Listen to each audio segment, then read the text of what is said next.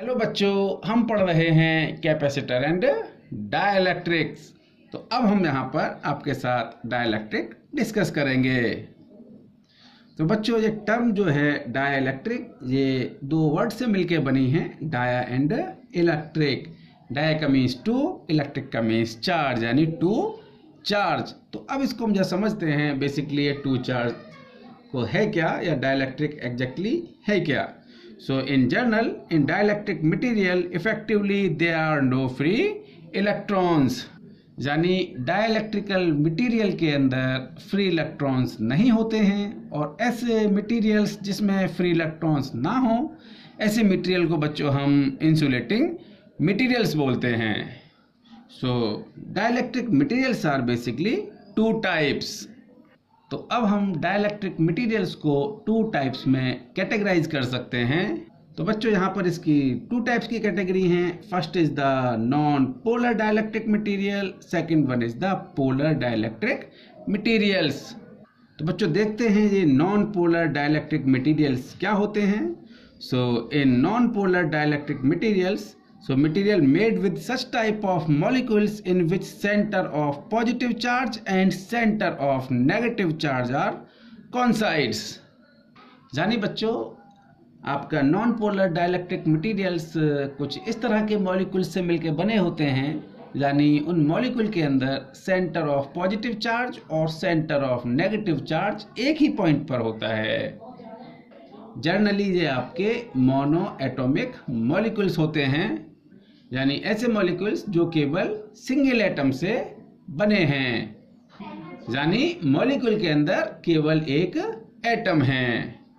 तो बच्चों, अगर मैं एक सिंगल एटम की बात करूं तो सेंटर पर न्यूक्लियस होगा, जहां पर कि जो टोटल पॉजिटिव चार्ज है वो न्यूक्लियस पर है, और न्यूक्लियस के चारों तरफ अपने ऑर्बिट्स में इलेक्ट्रॉन्स रोटेट कर रहे हैं। अब बच्चों, जो सारा पॉजिटिव चार्ज है वो तो न्यूक्लियस पर है, और वो न्यूक्लियस का साइज बहुत कम है, तो हम बोल सकते हैं कि सारा पॉजिटिव चार्ज केवल एक ही पॉइंट पर कंसंट्रेटेड है।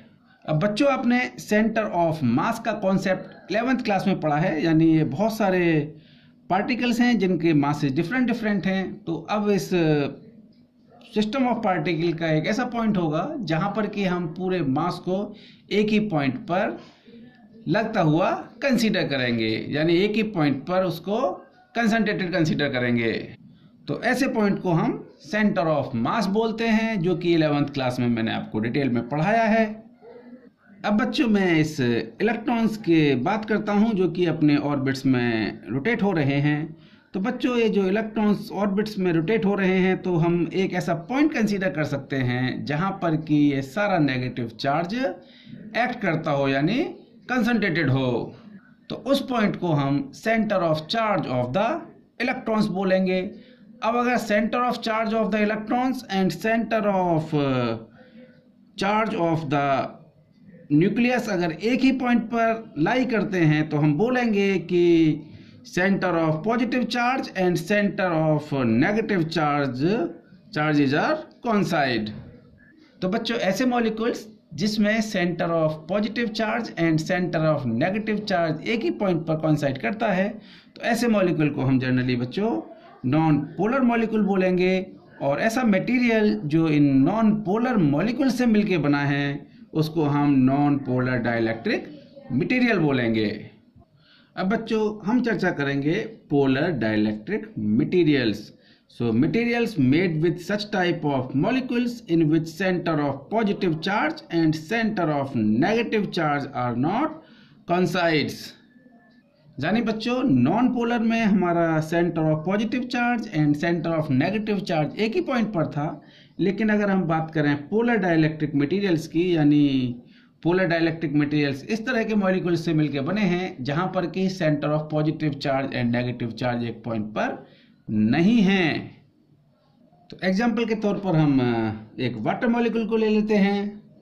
तो बच्चों, हम अगर वाटर मॉलिक्यूल की बात करें, तो यहाँ पर एक आपका ऑक्सीजन का मॉलिक्यूल है, और ये दो हाइड्रोजन के मॉलिक्यूल्स कोवलेंट बॉन्ड के थ्रू ये ऑक्सीजन मॉलिक्यूल से जुड़े हुए हैं, और ऑक्सीजन मॉलिक्यूल पर पार्शली नेगेटिव चार्ज होगा, और ये जो हाइड्रोजन मॉलिक्यूल्स हैं जहाँ पर पार्शली पॉजिटिव चार्ज होगा।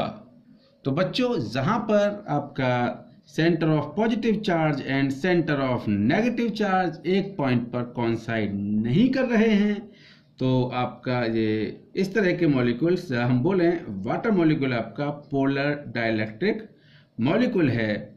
Okay, so such type of molecules है परमानेंट डाइपोल मूवमेंट। बच्चों अब मैं नेक्स्ट शीट पर इस टॉपिक को डिस्कस कर रहा हूँ। तो बच्चों ये आपका एक वाटर मॉलिक्यूल है। तो बच्चों मैंने आपको डाइपोल डिस्कस किया था। सो डाइपोल में डाइपोल मोमेंट की डायरेक्शन नेगेटिव टू पॉजिटिव की तरफ होती है। तो आप यहाँ पर केयरफुली देखिए बच्चों, ये दो हाइड्रोजन के मॉलिक्यूल्स कोवलेंट बॉन्ड के साथ में ऑक्सीजन मॉलिक्यूल से जुड़े हुए हैं, और आप देखें तो इस ऑक्सीजन मॉलिक्यूल पर नेगेटिव चार्ज और हाइड्रोजन मॉलिक्यूल पर पार्शली पॉजिटिव चार्ज होगा। तो आपके यहाँ पर दो डाइपोल बने हैं, एक ये और एक ये। तो इसका आपका dipole moment negative to positive मैंने कंसीडर किया P। Similarly P is here, और आपका डाइपोल मोमेंट वेक्टर क्वांटिटी होती है, तो रिजल्टेंट आपका जहां से कहीं जा रहा होगा। तो मैंने क्या बताया था आपको, polar molecules has permanent dipole moment. अब दोबारा देखिए बच्चों, यहाँ पर आपके दो डाइपोल फॉर्म हो रहे हैं।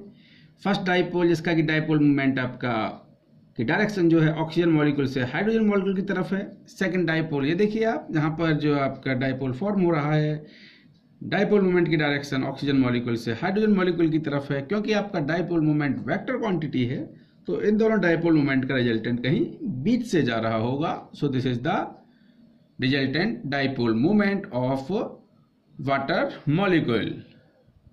तो बच्चों अब हम बात करेंगे effect of external electric field on non polar material.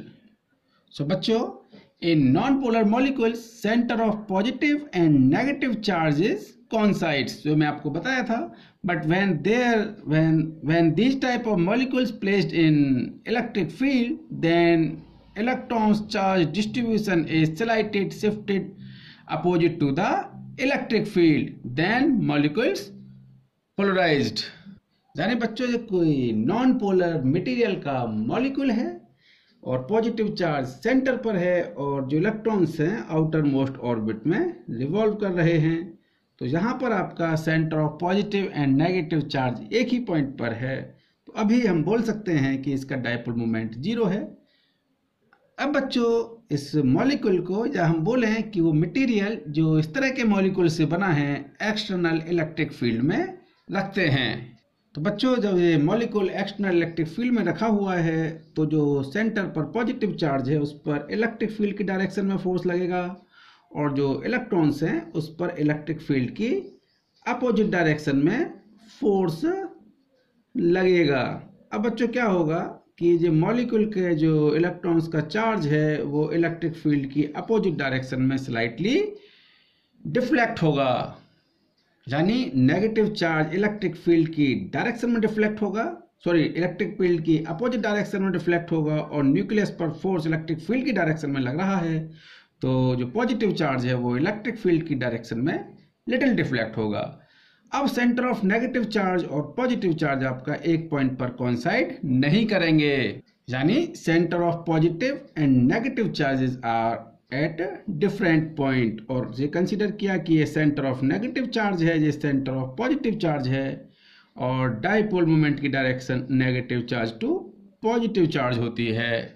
तो बच्चों नॉन पोलर मटेरियल कुछ इस तरह के मटेरियल हैं, जब वो इलेक्ट्रिक फील्ड में नहीं है तब उनका नेट डाइपोल मोमेंट 0 है, यानी एक ही पॉइंट पर centre of positive and negative charge है। और जैसे ही हम इस तरह के मटेरियल को इलेक्ट्रिक फील्ड के अंदर लेकर आते हैं, तो वो मटेरियल आपका एक पोलर मटेरियल की तरह बिहेव करने लगता है, यानी centre of negative and positive charges आपके मॉलिक्यूल के अलग अलग हो जाएंगे, और जहां पर आपका एक टेम्परेरी डाइपोल फॉर्म होगा।